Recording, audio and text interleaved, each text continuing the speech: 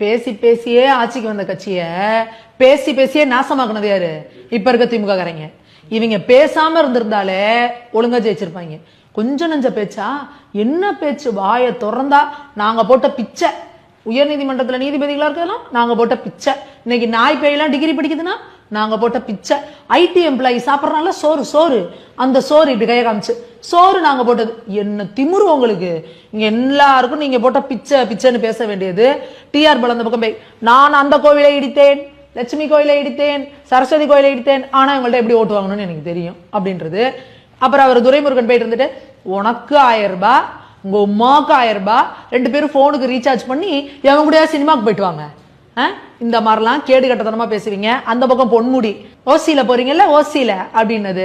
அதுக்கப்புறம் பட்டை நாமம் அப்படின்னு அப்படியே பெண்கள்லாம் அப்படியே பூரிச்சு போற மாதிரி பேசுறது. இப்படி வாயை திறந்தாலே சாக்கடை மாதிரி.